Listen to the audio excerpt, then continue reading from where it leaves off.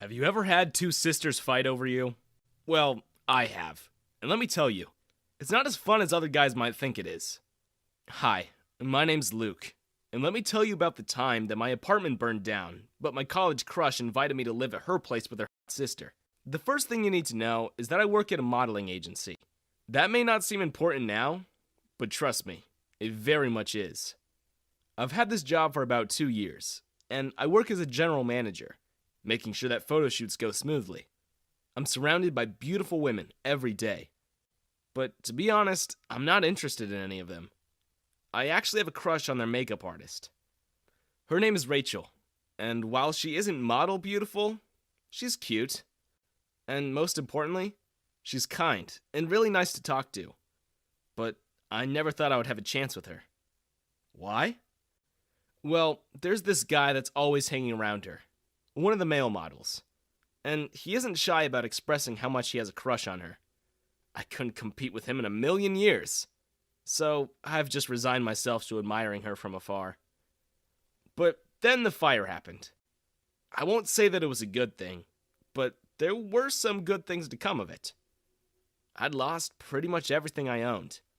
And while I had the money, it was near impossible to find a place to live on such short notice.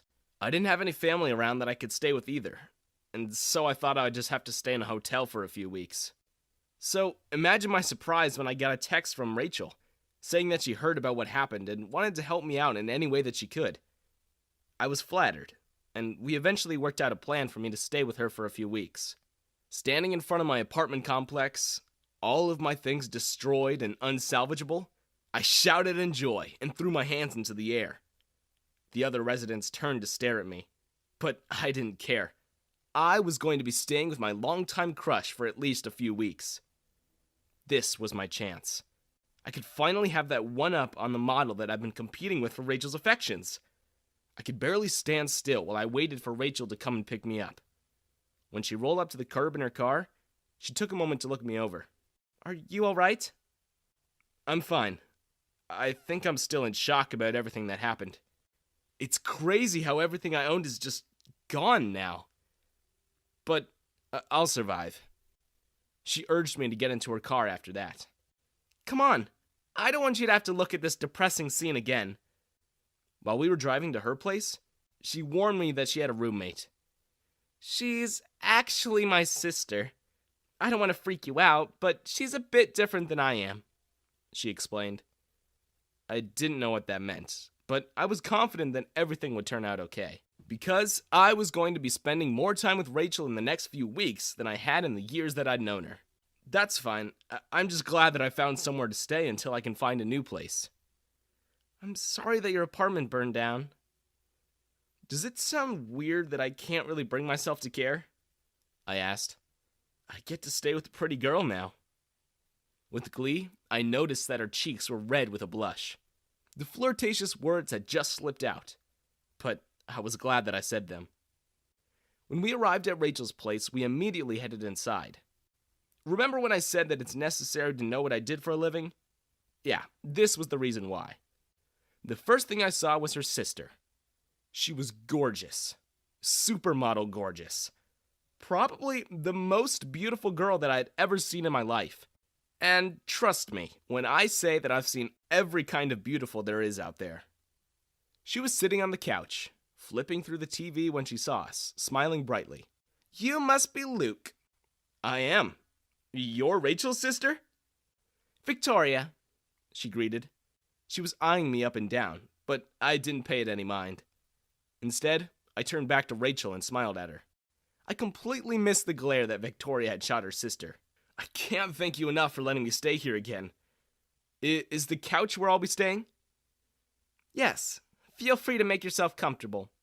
She explained where the bathroom was and how I was welcome to use the kitchen however I liked. The entire time, Victoria was standing there, staring at me. It wasn't until the next morning that I really began to notice something was going on. When I woke up, I saw that Victoria was already awake and in the kitchen, which was right across from where I was sleeping on the couch. She was staring at me. I didn't want to accuse her of anything because she was Rachel's sister. I got up and smiled to her, bidding her a good morning. "You're really handsome. Did you know that?" I was taken aback by the words, but merely smiled and nodded. Thank you for the compliment, but I don't think I'm that good looking. That's nonsense, she argued. You're one of the most handsome men that I've ever seen. I'm flattered. I think that you're very beautiful as well. Have you ever thought about modeling? I think you'd be a great addition to our team. Rachel said that I wouldn't be good for the company. What? I was confused by this. But you have the looks. And not to be rude or anything, but personality doesn't exactly matter when you're just having pictures taken of you. Do you really think that I can model? Yeah, really. Excitement was building in my chest. I could get a bonus if I recruited her. And the zeros on that check were enough to keep me flattering her for the rest of the morning.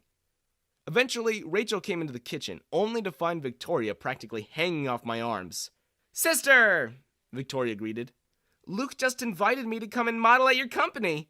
Doesn't that sound great? We can finally work together. Oh, I thought I told you that you probably wouldn't like it. Luke just convinced me otherwise. The entire time, I just looked between the two of them in confusion. Victoria hadn't been interested in modeling. Rachel hadn't told her it was a bad idea? I didn't have time to ask for clarification because there was suddenly a knock on the door. I was horrified to realize that it was the male model on the other side, the one that I was competing with for Rachel. Hey. He pulled her in for a hug. I turned and walked away. I was so mad, but I hadn't realized that Victoria had followed me. Don't mind them. He's been visiting the past couple of days. I think they're dating. Really? Yeah, she smiled at me. But that doesn't matter. Are you single? I am. Good. I didn't know what that meant, but at the same time, I was so caught up in the fact that Rachel and the model might be dating that I didn't even think about what flirting with Victoria might mean. I wasn't stupid. I knew the look she was giving me. She was interested. And even if I was only mildly interested back because of what was happening in the other room, I still flirted with her. You know, I wasn't kidding when I said you're really pretty. You really think so? Stunning, really. I don't think you'd have to have any makeup put on you for a photo shoot. Honestly. Oh, you're just saying that.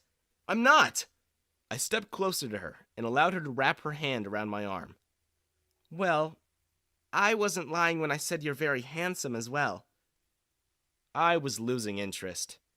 Talking to Victoria was nothing like talking to Rachel, and I couldn't stop myself from comparing the two of them.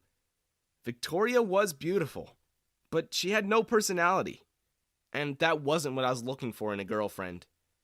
The conversation had gone stale, and we were standing there in silence. I didn't know what to do. I didn't know Victoria well enough to ask her about the things she liked to do, and I don't want to sound mean, but I wasn't really interested in the first place. I had to get out of there. But I didn't want to be rude. She'd offered her home to me after all, and I didn't want to get kicked out only one day into my stay. I could only imagine how much trouble I would be in if I didn't have a place to stay for the night. I'm hungry. It was the first thing that I could think of to get away from her. I hurried back into the kitchen, only to find Rachel by herself, looking sad. Is something wrong? I asked her. No, nothing, she denied. But I knew that she was upset about something. Come on, don't be like that. You know that you can talk to me, right? I hate seeing you upset like that. You and Victoria were flirting just now. I just thought that was peculiar. She's pretty. Seems to have a nice enough character. She seemed interested in me last night in the morning, too. Do you like her? No, I denied. You don't? No, she started coming on to me. I just responded with the same tone because I haven't flirted in a while. No one really likes me in that way. I like you. I was shocked at the confession. I didn't think that Rachel felt anything towards me but friendship. I didn't think that there would ever be progression in our relationship beyond friends. It completely blindsided me, and I didn't say anything to her. Rachel had looked nervous then, looking at the ground. I knew it. You don't like me like that. I'm such an idiot. No! I shook my head, denying her words. Of course I liked her. How could she think that I didn't? I guess I'm just shocked. I didn't think you liked me like that. And it just took me a moment to process. You didn't know that I liked you? I thought I was making it obvious. No, I didn't know at all. You're always hanging out with that model, the one that you just had over. I thought you liked him. Dan? No, I don't like him, she denied. I like you. Well, he likes you. That doesn't matter to me, because I don't like him. I had never been happier to hear those words. Let me take you to dinner, she finally said. Dinner? As if on a date? Yeah. Do you want to go with me? I would love to. We decided to go somewhere tomorrow night. Somewhere local so we could get to know one another better. I was in disbelief the entire time. And I don't think I quite believed it was all real until we were actually seated at the table. To be honest, I know that I was playing with fire, allowing Victoria to flirt with me and sometimes indulging her back, but I didn't know that Rachel liked me. And I've seen the error of my ways. There's so much more that happened. You wouldn't believe what happened the night Rachel and I went out to dinner together. And that deserves its own story altogether, so stay tuned. Hey, remember me? If not, go and check out the first part of my story. The time my apartment burned down. But my college crush invites me to live at her place with my sister. And if you're here to hear the rest of it, buckle up. Because this time, things get crazy. Rachel had asked me out on a date, and I couldn't have been more excited. I was sweating like crazy. I was so nervous. She was the girl of my dreams, and she had been the one to ask me out. I still couldn't believe that this was happening, and I don't think I believed that it was all real until we were sitting at the table of the restaurant. Rachel looked so beautiful, and she was smiling brightly as soon as we were seated. I missed you, she said as soon as we were alone. I was only gone for a few hours. That was a few hours too many. I've been wanting to ask you out on this date for a few weeks, if I'm being honest. It was shocking to hear those words from someone that I'd liked so long. If I would have known you've liked me, I would have asked you out a lot sooner. I've been admiring you since we started working together. Well, we're both here now, and that's all that matters. We quickly started an easy conversation, laughing about work stories and just enjoying one another's company. It was the most fun that I'd had in a while, and I was so glad that Rachel was with me to experience it. Little did we both know that the entire evening was about to get thrown upside down. It was right when our waiter was placing our plates onto the table when someone scurried up to our table. I'm so sorry, they exclaimed to us. Rachel and I both gave the employee a look, confused as to why they were apologizing and making a scene. There was nothing wrong, and we were just enjoying our date. I didn't realize that you had a 3-person reservation. We didn't, Rachel responded. We checked the booths, and it said that you did. The 3rd person just arrived now, and we've set up a table in one of our private rooms to compensate for the mistake. We were both confused, but got up when urged to, and led to a different room. It was a private dining room with only one table that was separated from the rest of the other diners.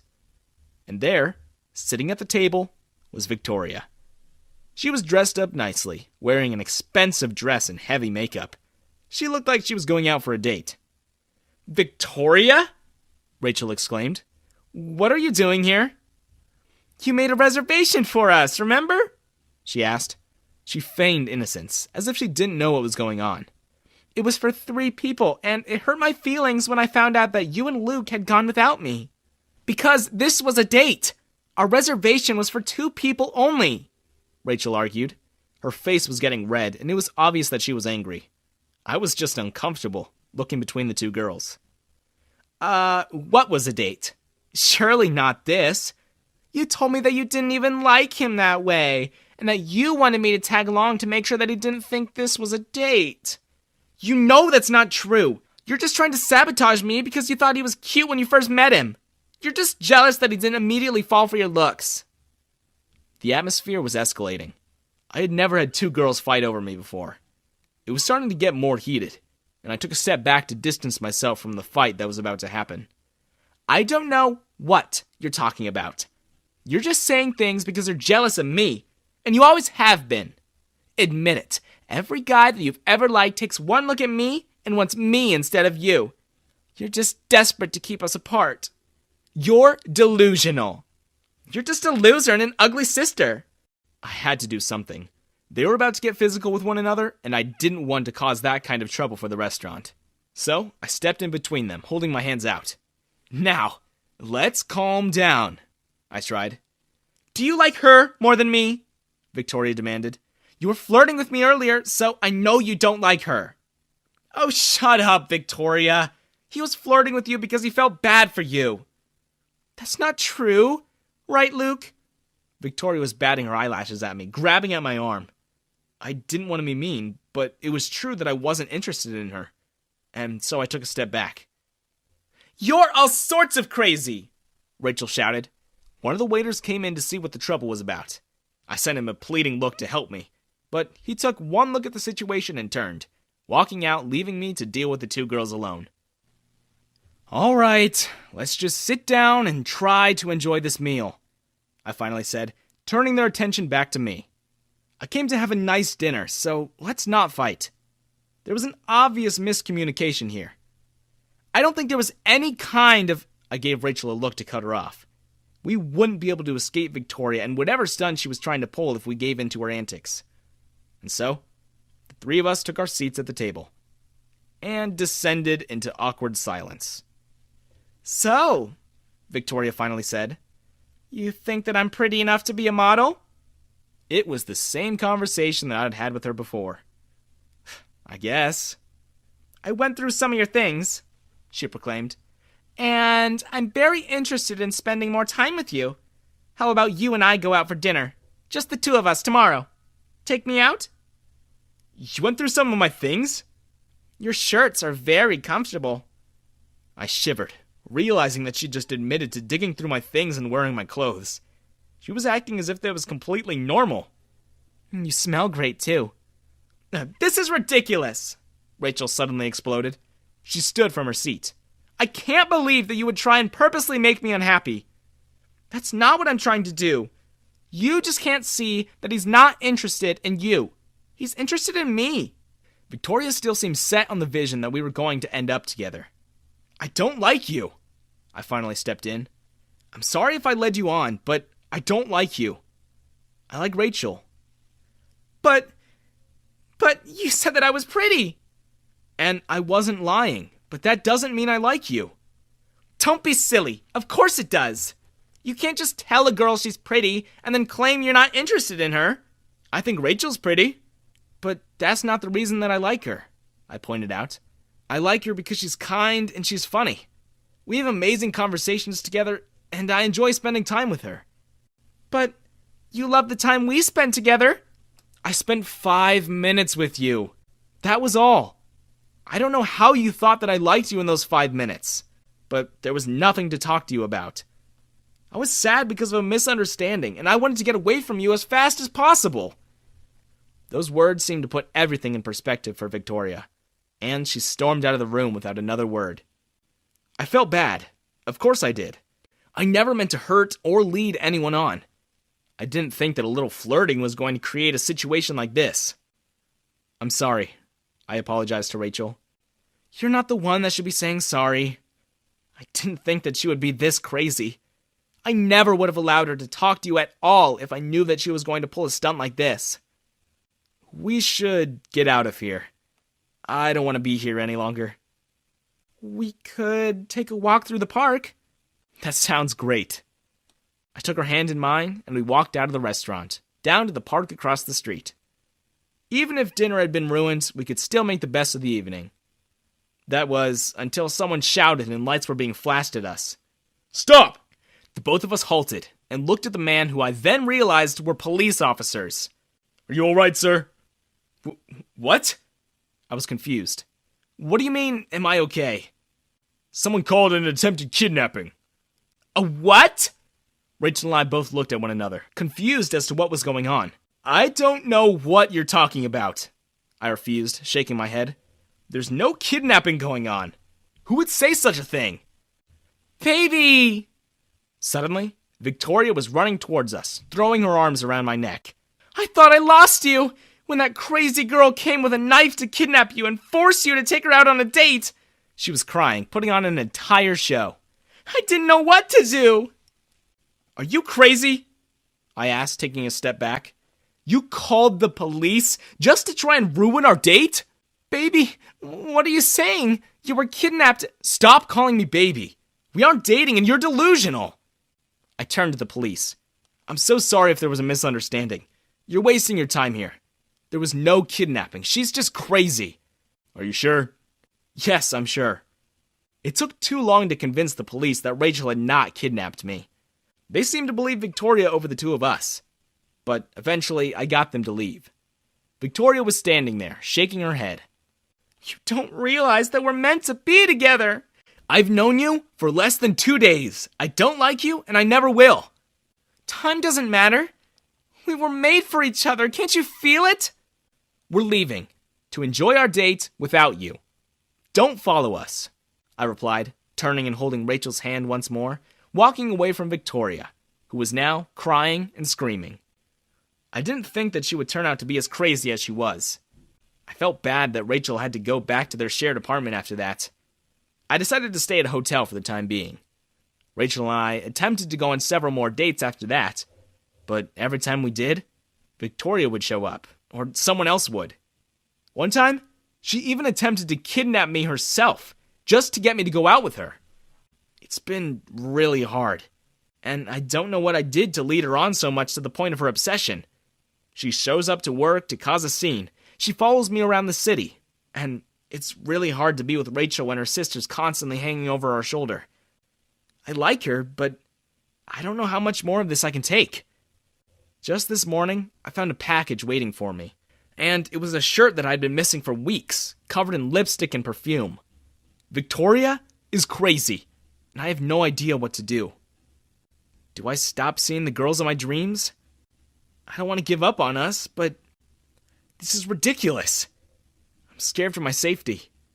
How do I get Victoria to see that I don't like her and that we're not destined to be together? Please, help me. And if you ever see this girl, don't be fooled by her pretty appearance. She's too crazy to be worth it. I was just leaving the store. I only bought some snacks from my apartment when I heard something weird. It was like something was in the alley right outside the store. I wanted to check it out, but also, I'm not stupid. The sound was like someone crying, so I couldn't ignore it. What if it was someone in need of help? I had to do something. So I grabbed a piece of wood I found and walked into the alley. It was really dark and full of trash. It didn't help that it smelled really bad too. I felt like I was going to throw up. Just up ahead, I saw a big shadow. Too big to be a cat, but also big enough I should reconsider my choices. The shadow began to move, and I prepared to hit it with the wood. But then I saw it was just a girl. Quickly, I tossed the piece of wood aside so I didn't look like a psycho. What are you doing here? I asked her. She was covered in dirt, and she looked like she had been there for days. I kind of live here now, she sobbed. Of course she did. Why did I ask something so stupid? She could have been a runaway, or maybe she was threatened into hiding. I wanted to ask her more, but the smell was getting too unbearable for me. Want to come back to my place? I can give you food and a shower, I asked. Yes, please, she exclaimed and hugged me. I held back from barfing. Even if she was covered in dirt and smelly, a girl was hugging me. I took her back to my apartment and let her wash up. I didn't have any girl clothes, so I just gave her some old clothes I had. I washed her clothes, but they were hardly anything a person should wear. In all of my kind actions, I forgot I'm not really a cook. But there was no way she could say no to some instant noodles. I boiled some water and gave her a cup to eat. She ate it quickly, asking for another serving. I couldn't help but feel a bit of pride. So, why were you living in the alley? I assume you didn't grow up there, I asked her. I had a falling out with my parents. We didn't really agree to the same things, so they kicked me out. I didn't even do anything. They just want to force me to do what they want. she explained. That sounded rough. Even my parents were nags. I can understand wanting to get away from that.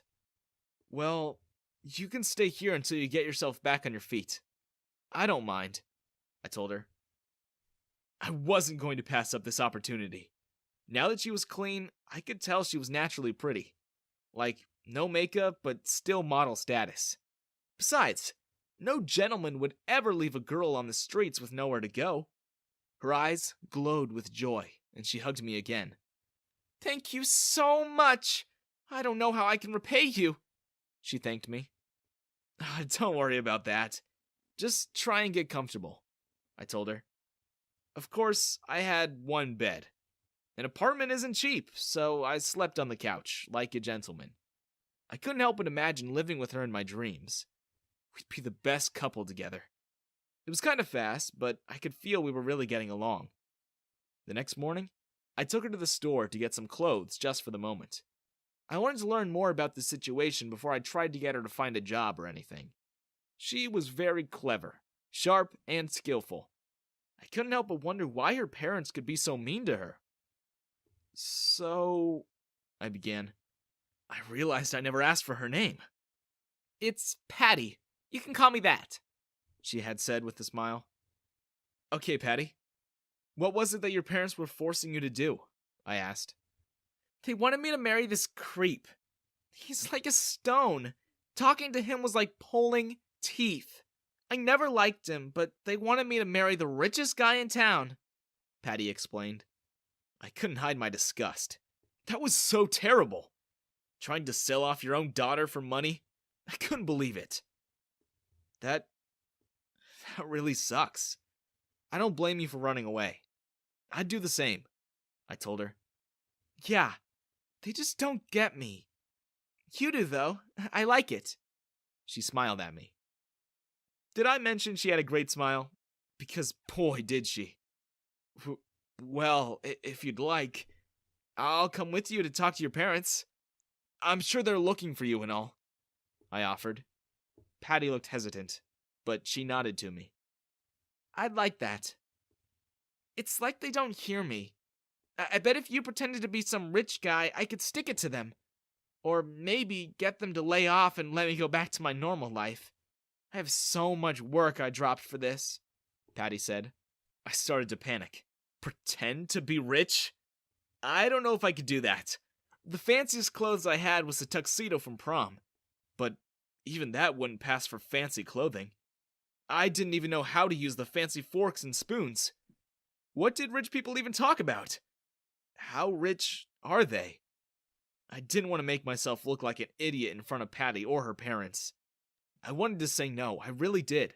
But Patty looked so happy, and I found it hard to refuse. Okay, I think I can at least pretend to, I agreed. Awesome! I can't wait to see the shock on their faces, Patty cheered. The rest of the day, I practiced acting rich. I learned how to walk like a robot, hold my nose up high, and laugh like a rich guy. Who knew being rich was so weird? Patty said my tux would be okay, but my hair had to be combed back to look important. I'm glad she did it, because I had no idea what she was talking about. When she was done, I looked like a Damian Wayne discount. But Patty said I looked pretty fancy, so I'll trust her taste. She had called her parents and told them about me. Apparently, I was going to be a CEO of an electric car business. I didn't know a thing about cars besides how to drive one. While Patty was talking, I searched the web to look up anything I could about electric cars. I was sure her parents would quiz me, or see right through our lie. I nearly stayed up the entire night searching. The next morning, we took a cab to her house. Patty said she would come up with a lie as to why we were taking a cab. I stopped listening when I noticed the area we were driving through was the rich side of town. I'd never been over this far before, but I knew the rich lived here. Everyone had a huge house with an entire field for a yard. Big gardens and gigantic fountains made the place look like something out of a movie. I began to panic. Why were we going here of all places? The cab stopped outside of the largest mansion and several servants were standing outside. Patty climbed out of the car, and I followed behind her. Welcome home, Lady Patricia, a butler announced. Patricia? Patricia? Wait, what is your last name? I asked her. Mayweather, Patty said with a wink. I couldn't believe this. She was Patricia Mayweather? The prettiest and richest girl in the state? She was on every magazine and even had her own talk show. I felt stupid for not recognizing her. But I didn't follow her activity like a fan. I just heard about her a lot. Now that I looked at her face, I could see the resemblance. Why didn't you tell me? I asked her. I didn't want you to laugh at me. Do you know how many people would have loved to make fun of me if they found me like that? Or worse. You wouldn't believe me, Patty explained. She had a point, but that wasn't important. What was is that I was going to have to trick the Mayweathers into believing I was rich. We were shown into the mansion all the way to the gardens where Patty's parents were waiting. Her mom had been an extremely popular model and now owned several fashion lines. Her father owned nearly every tech company in the country. Right away, I could feel the difference in social status.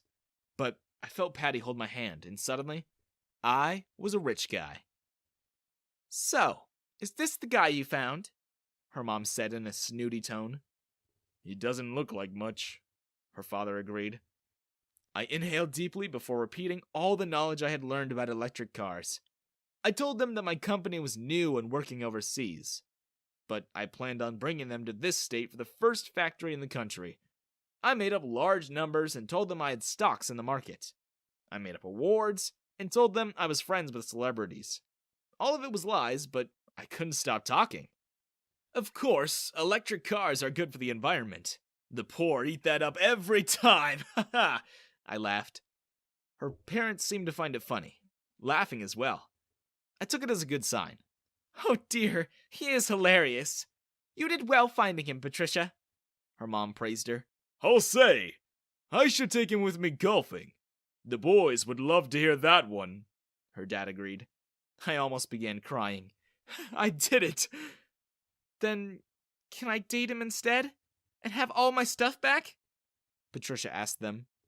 Her parents had agreed and let us go to her room. I could finally relax there. I felt like I'd been squeezed by a large snake or crushed by a boulder. What are you gonna do now? You got your money back and everything, I said with a sigh. My dream was finally ending. I was certain she wouldn't want anything to do with me anymore. What are you saying? You're my boyfriend now. You aren't going anywhere. Patty grinned at me. She hugged me tightly and began giggling.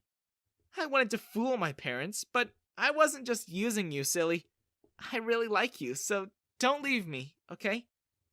She winked at me. I felt my heart beat loudly in my chest. Living rich? Having a beautiful girlfriend? There was no way I could say no to that. Okay, I agreed. Hi, I'm Brian, and I'm 23 years old. Today, I'll tell you how I quit my job to go on my first solo trip, which landed me in an abandoned and scary all-girls hostel. But before I tell you my story, please don't forget to subscribe to the channel to show us your support. So, I was working in an IT company and was earning quite well for my age. All of my friends were jealous of my salary, and any girl I met would want to be with me when she came to know how much I was making per year. Even my boss was really proud of me and saw a future CEO in me. But all this didn't matter because I was still unhappy. Something about doing a desk job and sitting 9 to 5 in an office all day didn't work for me. I knew there was more to me than being just a corporate slave. But what will I do if I quit my job? It was as if fate was conspiring to give me an answer to this question. One day, while going back home from the office, I met my old friend, Jacob. Jacob and I studied together in school and used to be really good friends. Sadly, we lost touch as we moved to different cities after passing out from school. Jacob and I decided to go to a bar and have a drink together. He asked me what I'd do, and I told him about my job and how I wasn't very happy with it despite making lots of money. He started smiling and said, 1 year ago, I was in the same boat as you. That's when I quit my job. I asked him, did that work out for you? He said, of course. I left my job and decided to see the world. I decided to become a traveler. I went on an 8-month trip to Europe and Southeast Asia. It completely changed my life. I couldn't understand the point he was trying to make. Everyone wants to travel and see the world, but that doesn't pay the bills. I asked him, but how do you earn money? He told me that he's become a travel photographer. He clicks pictures while traveling and sells them to magazines for a lot of money. I couldn't believe such jobs existed as well. Frankly, I was jealous of him. Here I was, sitting on a chair all day in front of a computer. And then there was Jacob, traveling the world, meeting new people, doing new things, and still making good money. We said goodbye to each other, but I couldn't get his story out of my mind. My job and life looked even worse after talking to him. So I decided even I'll quit my job and travel for a while. I had enough savings and could live comfortably for a while, even if I didn't earn. Then, if I can earn money while traveling by writing blogs or clicking pictures, I'll become a full-time traveler. Otherwise, I'll come back home after my trip ends and will take up a new job.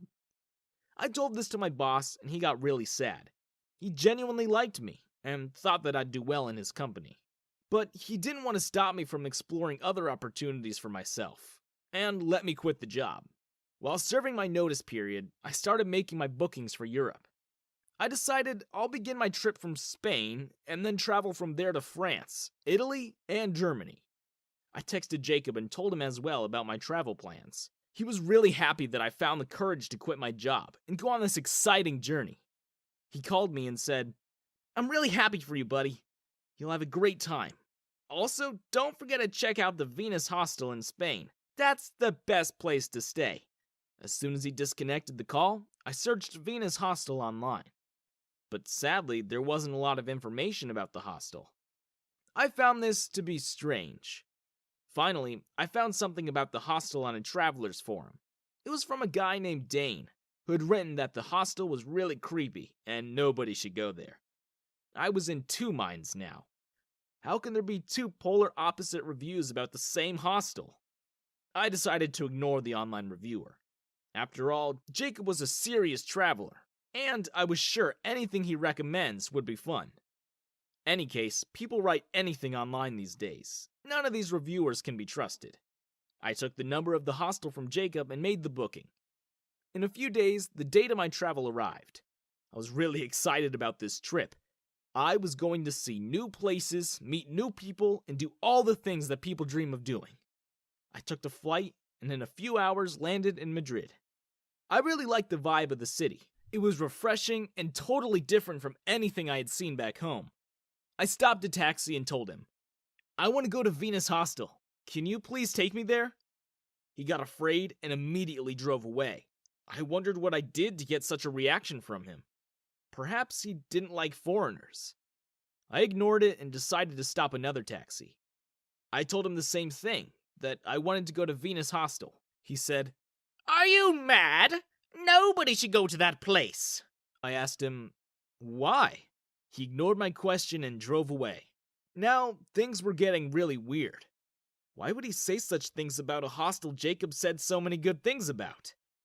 Finally, after getting rejected by a lot of taxi drivers, a young driver decided to take me there. He had recently moved to Spain from Poland and had no idea about the hostel. He was willing to go wherever I asked him, as long as I was paying. After a half-an-hour drive, we reached the hostel, but it looks like an abandoned building from the outside. I thought nobody lives here anymore, and this is why it is in such bad condition. I asked the driver, "Are you sure you've got me to the right place?" He replied, "Yeah, this is the address you gave me." I looked at the hostel. It didn't look like the kind of place anyone would want to stay. But it was getting dark, and I needed a place to spend the night. I decided if it's really bad, I'll move to another hostel tomorrow. I paid the driver and walked towards the hostel. There was a young girl sitting at the reception. I told her that I needed a dorm for the night, and she looked towards me with surprise. I asked her, "What happened?" She said, "Nothing, just that after a long time I'm seeing a man in this hostel." I asked her, "Is this a girls' hostel?" She said, "No, not at all. Just that foreign men don't find this place very enjoyable.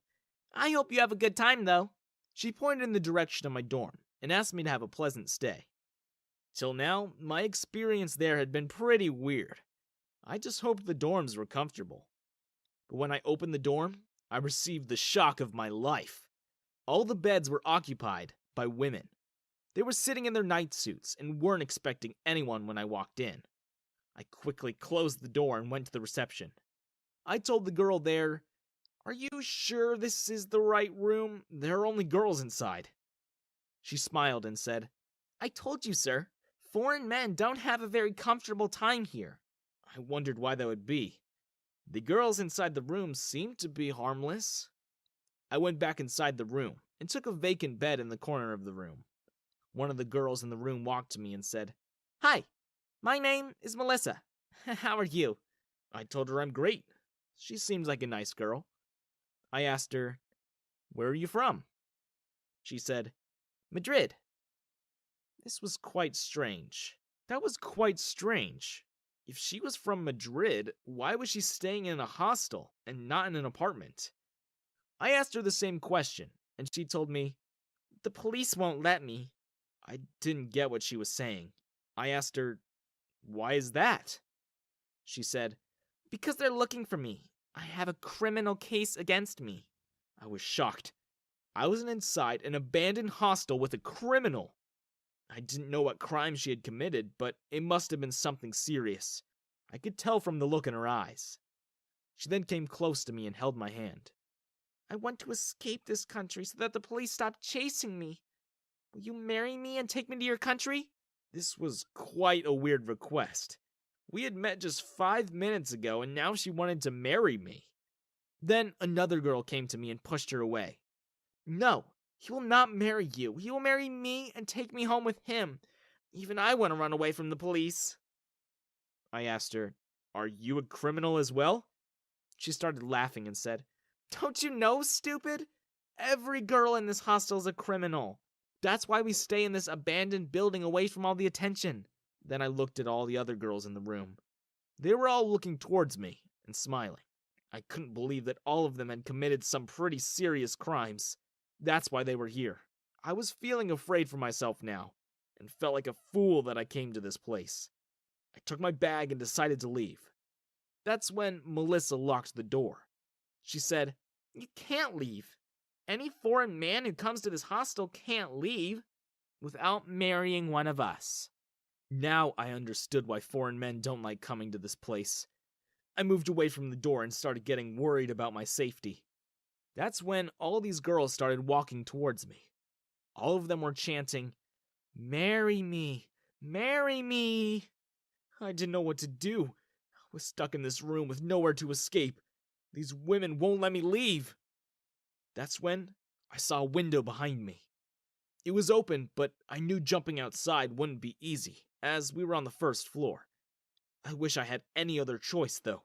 These girls were all walking towards me like zombies, having nothing but marriage on their minds. I had to risk getting hurt. I gathered all my courage and jumped out the window. The girls couldn't believe what I had done. Luckily, despite getting a few bruises, I didn't break any bones. Melissa shouted, "Let's go outside and catch him!" All the girls ran toward the door to come after me. I started running away. Luckily, I found a taxi driver on the road. I told him, "I'll give you a very high tip. Just take me to the airport immediately." He agreed. I sat in the car. The girls saw this and started running after the taxi. Luckily, I was able to escape them.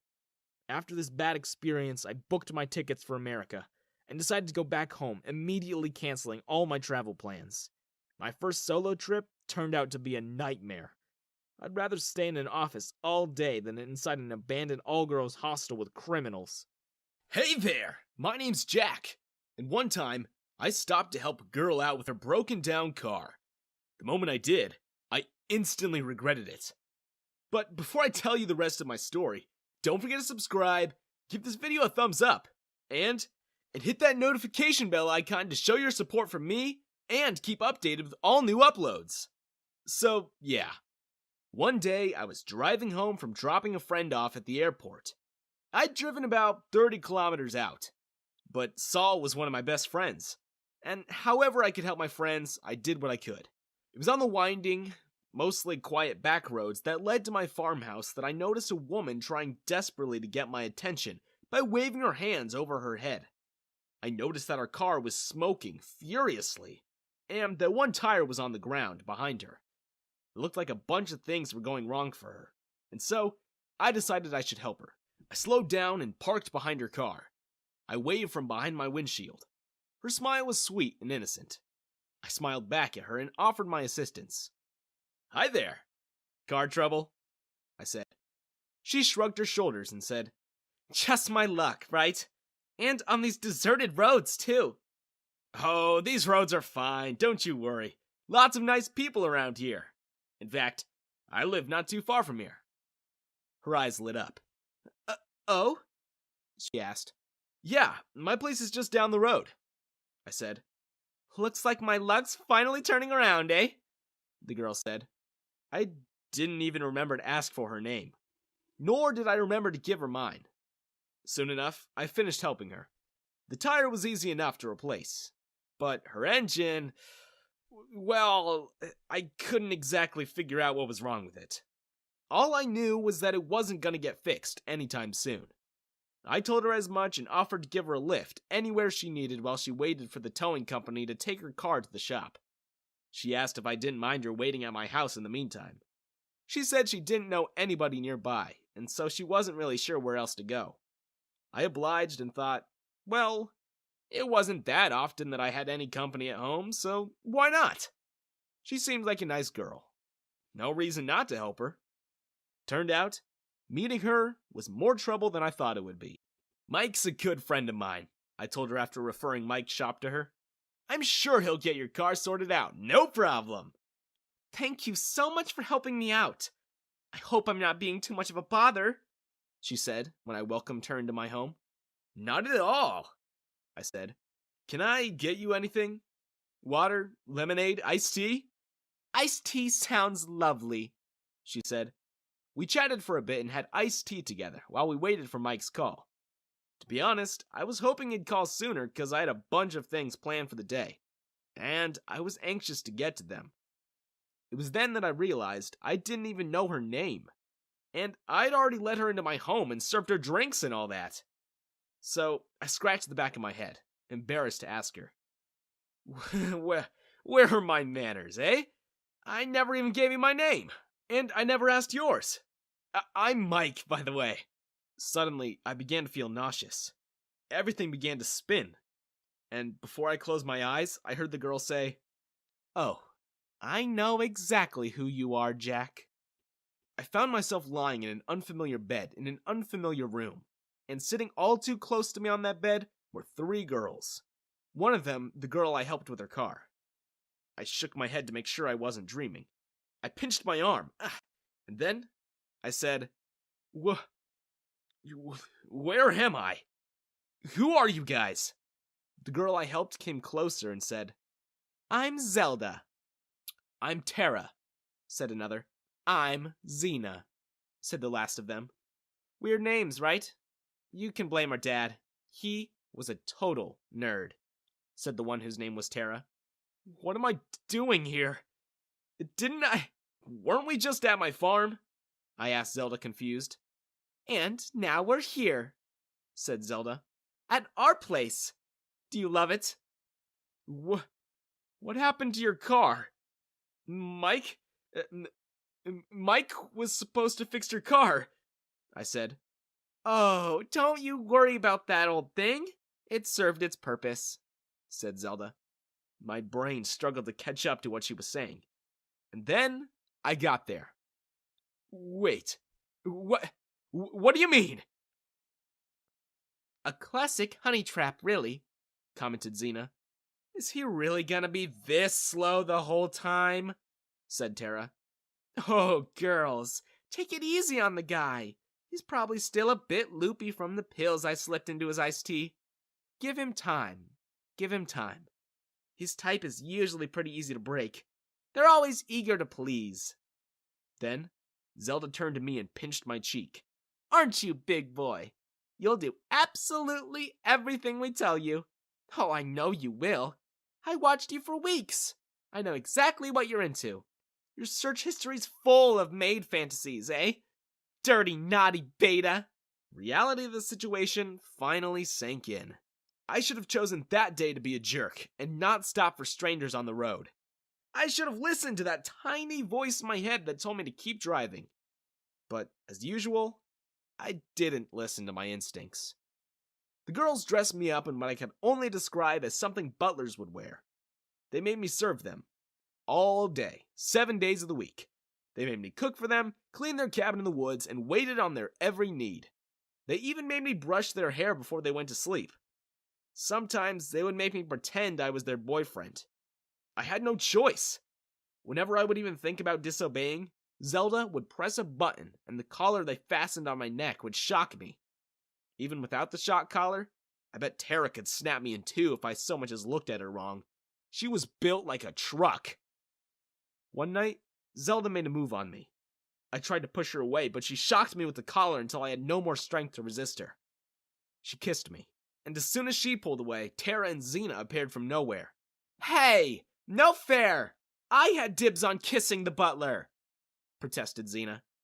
You can't be keeping our toy to yourself, said Tara. What could I do but oblige their weird fantasies? One by one, I kissed the sisters. But they wanted even more. The girls pulled me in every which way, each wanting to kiss me more than the other. Luckily, the doorbell rang before Tara could tear one of my arms off. Ugh, who's that?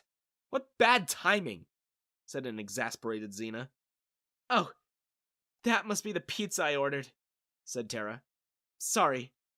Didn't we just have dinner? Cried Zelda. Your pizza's interrupting our playtime.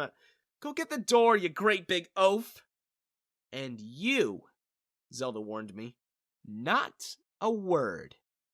I nodded my obedience. Tara rummaged in her pockets for cash and then she hit her forehead with her palm. Oh, go get my wallet. Left it in the room, she said. I'm such a doofus.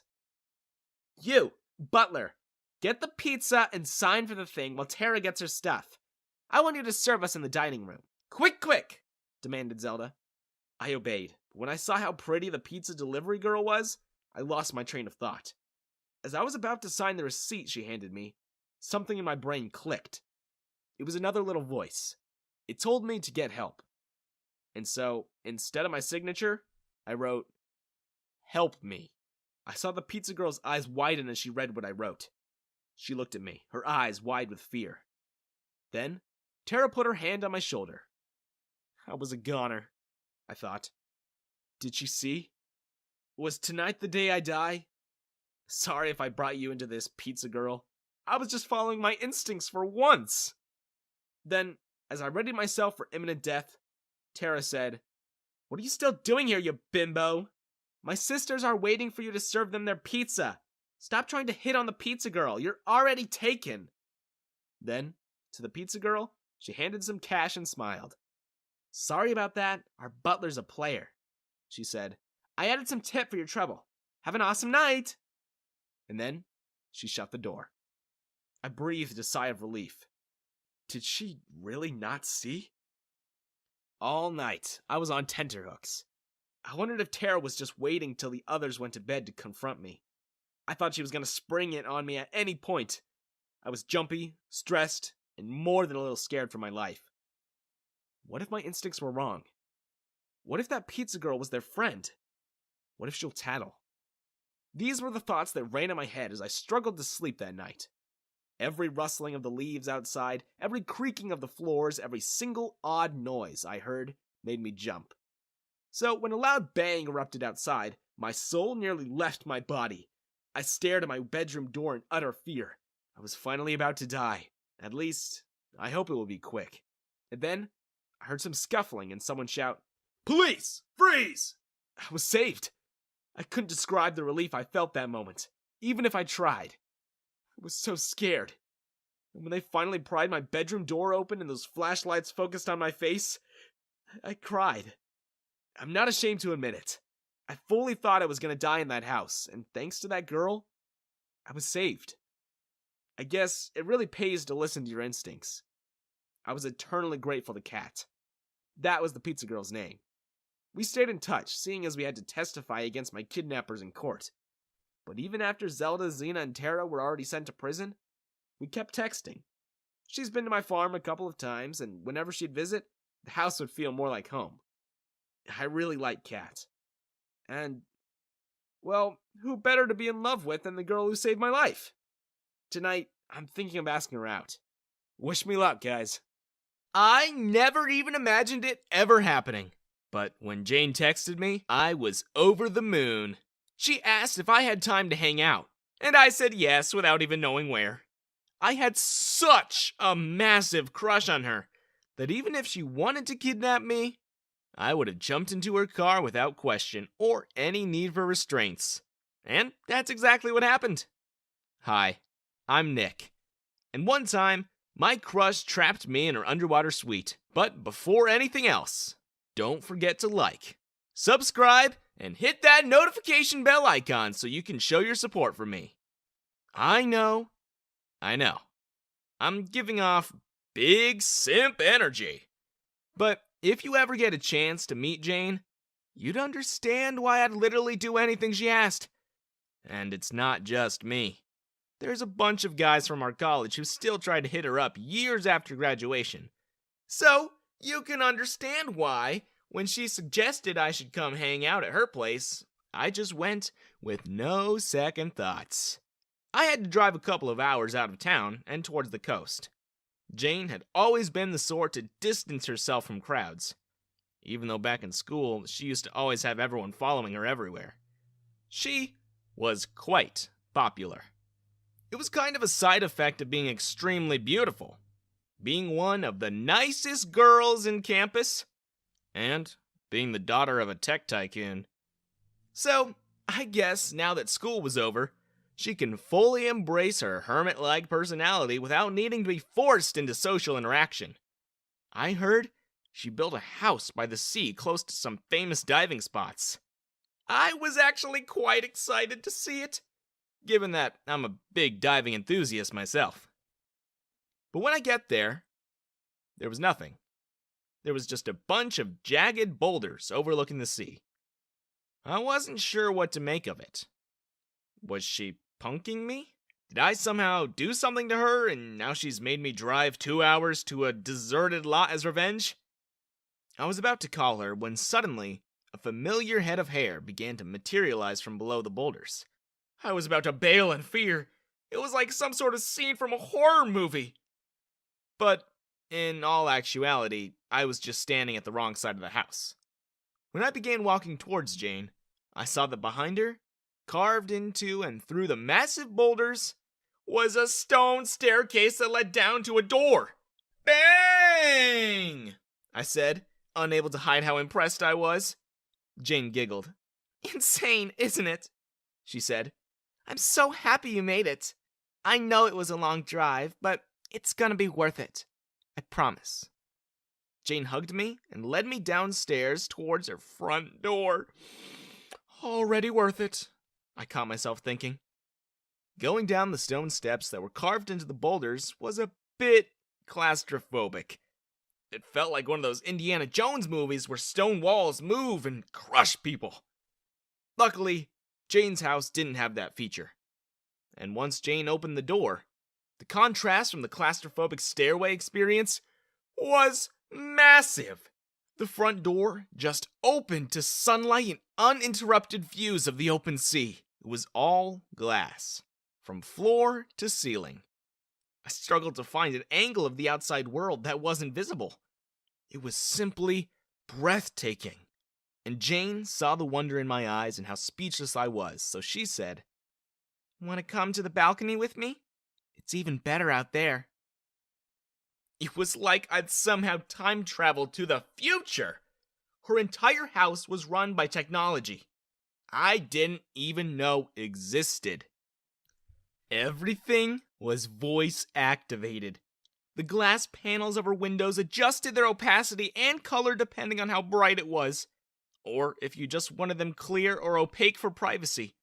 Her TV came up from a near invisible panel that was hidden under the floor, and you could even have a full conversation with her fridge. We walked through her living room, through the ultra-modern kitchen, and the wide open glass accordion doors to get to the balcony that was about the width of a 10-wheeler. "You could fit another house out here," I exclaimed. Jane laughed. "Such a massive house. Oh, and that view. Must be lovely waking up to all this, yeah?" I said. Jane sat down on one of the wooden deck chairs and fluffed her hair so it would fall just the right way across her shoulder. "It's all right," she said, as if something was wrong. "Gets a bit lonely sometimes. Yeah, it was my idea at first, and I don't like being around those people too much. But, you know, sometimes I just need human interaction, I guess." "Well, I'm here now," I said lamely. "Ah." But Jane giggled anyway. "Smooth," she said with sarcasm. Well, I actually wanted to show you something. I heard you've been getting into diving lately, and I figured I should give you a tour of my little aquarium. You're gonna love it." I thought she was gonna say she was about to take me out to sea. But an aquarium isn't half bad. I looked down from the balcony and beyond the cliff which we were perched on. Shimmering just under the surface of the deep blue water was something I never thought I'd see in my life. I swiveled my neck towards Jane so fast I could have snapped my own neck. "Is that?" I asked, and she knew exactly what I meant. "Mm-hmm," she said. "That's what I wanted you to see. Want to come with?" "You really think you need to ask? Me? Oh, take me there, now!" I said, short of jumping up and down like an excited kid. Jane only laughed and took my hand. She led me down another longer set of stairs, and as we went, it got darker. Lights immediately went on when we passed, and behind us, they would automatically turn off again. When we got to the bottom of the stairs, my jaw dropped. It was like walking into an aquarium that surrounded me. And instead of the fish being inside, I was the one in the bowl. And I was the one looking out into their world. Wherever I looked, it was glass. It almost felt scary, putting one foot into that underwater suite, as if I expected the glass to collapse at any point. But Jane assured me it was safe. That not even a bullet could scratch it. And so, I felt a little bit less uneasy. "Did you make this?" I asked. "Well, my architect did," Jane replied, as she guided me to the far end of the room, where a bed faced an opening in the reef, and looked out into the deep abyss of the sea. "But he designed it according to my instructions. Breathtaking? No," she said, sitting on the bed and staring out into the void before her. Colors I had never seen before stared back at me. On either side of the glass house, framing the deep darkness of the ocean that stretched before Jane and I, was a reef, teeming with life. Fish of all sizes and shapes happily swam around in their homes. The sunlight that filtered down, glittering against their skin. It was hypnotic. That was when Jane suddenly asked, "Do you think you'd want to stay here?" I laughed. "Bet!" I said. I didn't know that she meant it. I thought she was just suggesting a hypothetical. Like, "If you ever get the opportunity to live somewhere like this, would you?" type of thing. I didn't know she actually meant if I would want to stay there in that room at that very moment. Jane smiled at me, got up from the bed, and kissed me. Oh, I was stunned. "Good boy," she said simply, as she began walking towards the door. I knew I picked the right guy. The right guy? What did she mean? I was still frozen where I stood, thinking about the feeling of her lips against mine, when Jane closed the glass doors behind her, and I heard the locks click into place.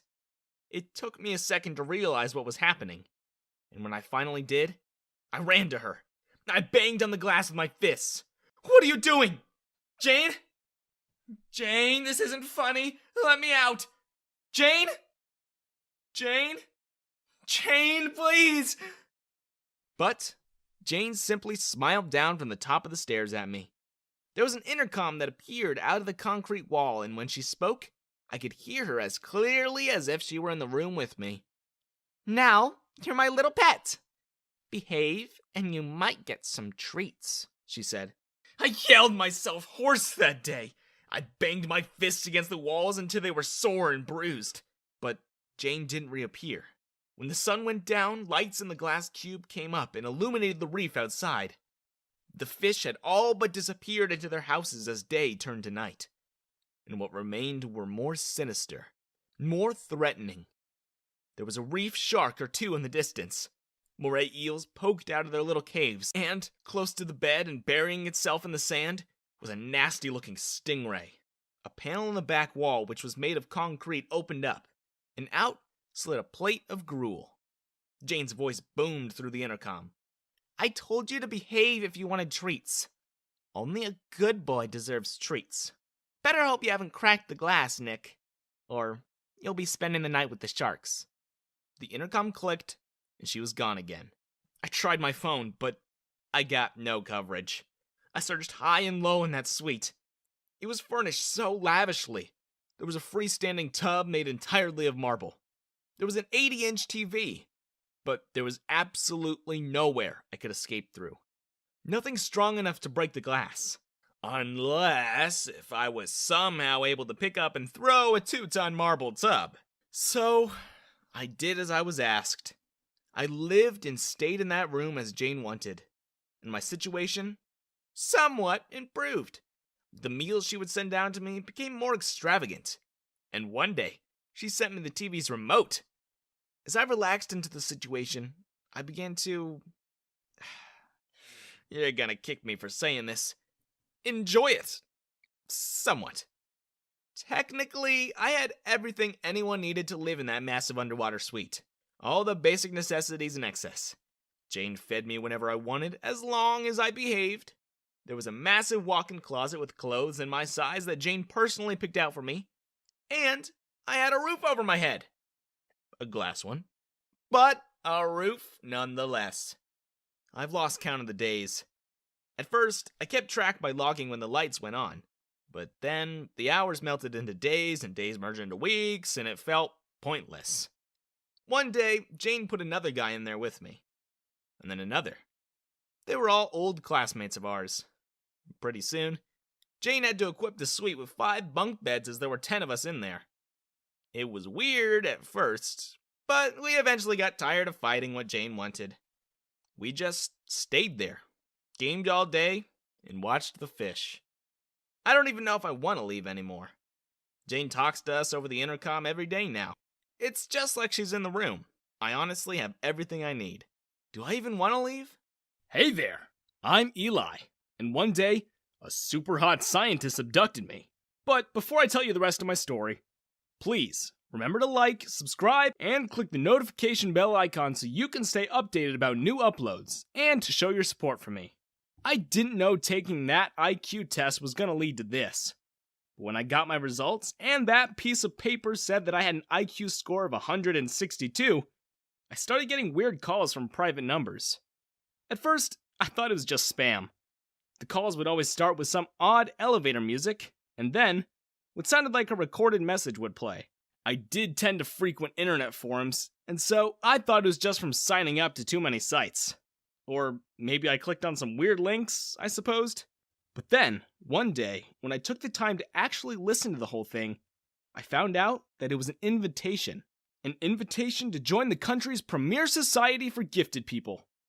Or so they claimed to be. Not gonna lie, I was pretty stoked. The whole thing made me feel special. Important even.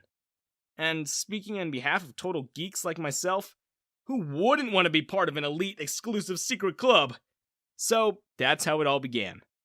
When I finally took that mysterious phone call, I followed the instructions given to me, and I answered the questionnaire as accurately as I could. At the end of the call, they gave me a temporary member number. Apparently, my application was subject to a review first.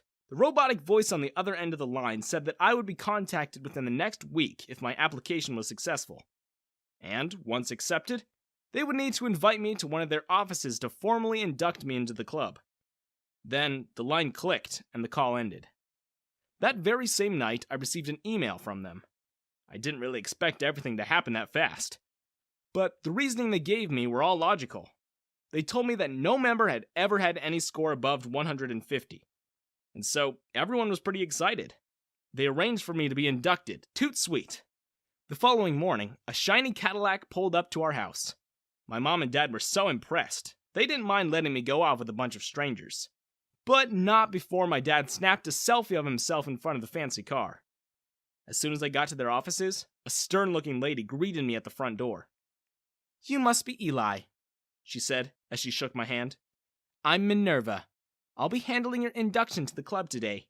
We're very excited to have you." Thanks, I said, still a bit apprehensive. "Nice to meet you. This all seems a little much, doesn't it?" I gestured to the buffet of brunch items and streamers that welcomed me at the lobby when Minerva showed me in. "Oh, not at all," said Minerva. "We're always happy to welcome new members, and especially such a high IQ member like yourself." I swear, she almost said subject, and that gave me chills. Nevertheless, I shook her unintended comment off and thought maybe she was just as nervous as I was. Minerva made me sign a bunch of paperwork. They were all requirements for getting into the club, she told me.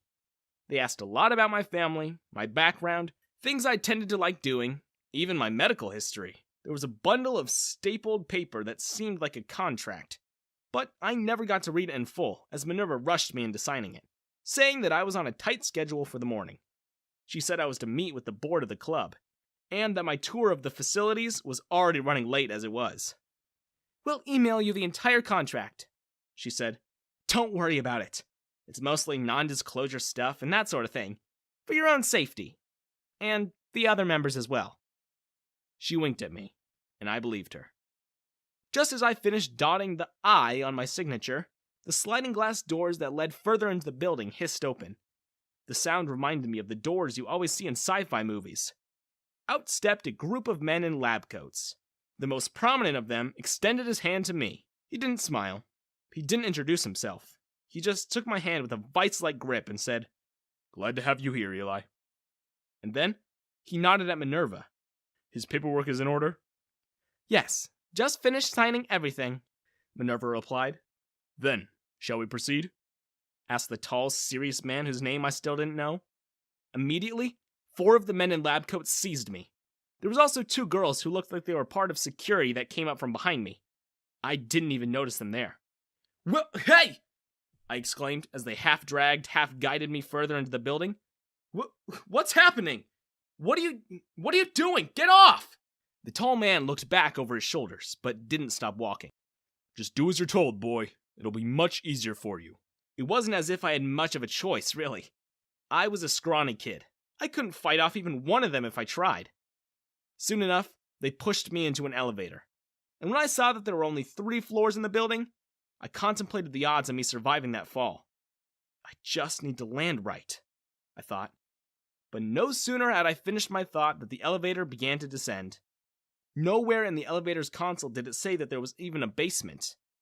But it seemed like the ride went on forever. When it finally stopped, the elevator doors opened up to a vast, underground room that looked like it was a massive laboratory. It was so cavernous, I couldn't begin to tell you where it ended. Rooms upon endless rooms, and corridors upon corridors radiated outwards from the central point, which was the lobby right outside of the elevator. And there, seated on a pristine, white leather couch, was the hottest scientist I'd ever seen. She stood the moment she saw me being brought in, and then she kissed me on the cheek. I pushed her back. She was awfully familiar for a kidnapper, I thought. What are you doing?" I managed to ask. "Why, welcoming our most valuable subject, of course," she replied. "Take him to Bay 3. Enclosure 626 is vacant," she said to the guards. And to me, she winked and said, "We've prepared very comfortable accommodations for you. From now on, you're no longer Eli. Here, you're simply 24601. Memorize that. You're gonna need to." At that, she flipped her hair and walked away. What did I get myself into? Why was this happening to me? Why is this even allowed to happen? I should have just joined Mensa instead of some random club I've never even heard of. Why didn't I just join Mensa? I was being carried away towards a sterile-looking corridor and having these thoughts that something caught my eye. The whole corridor was a row of what they referred to as enclosures. And in each one, there were people. One had a really muscled-up guy.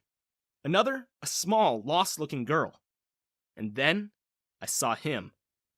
Before the guards could stop me, I ran towards one of the enclosures and began pounding into the bulletproof glass. "Hey!" I yelled at the guy inside. "Hey! I know you! What's happening? What are they gonna do to us? Hey! I know you! Aren't you that Milton guy?"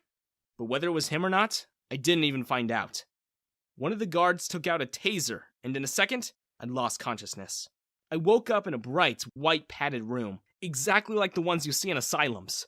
And exactly like every other enclosure I saw in that corridor. There was nothing in there except for a bed that was built into the wall, an aluminum toilet, and a sink.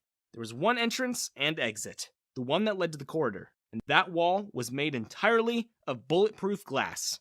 Only a small slit in the door allowed me to contact outside air. I presumed that's what they used for dispensing food. I didn't know what to do. How would I ever get out? What use would an IQ of 162 be in a place like this? So, I went along with anything they wanted me to do. I thought, if I was obedient, maybe they'd be more lenient on me. And perhaps that could be my opening. They might even let me go. From what I could gather, the facility was owned by some bigwig who was super into human experimentation. And on the down low, he wanted to create the perfect human being. So, he began to gather anyone who had impressive qualities. There were people who had insane metabolism, perfect looks, impregnable immune systems, and then there were people like me. People who had high IQ. It was simple enough to clone any of us. They'd already done that stuff to sheep.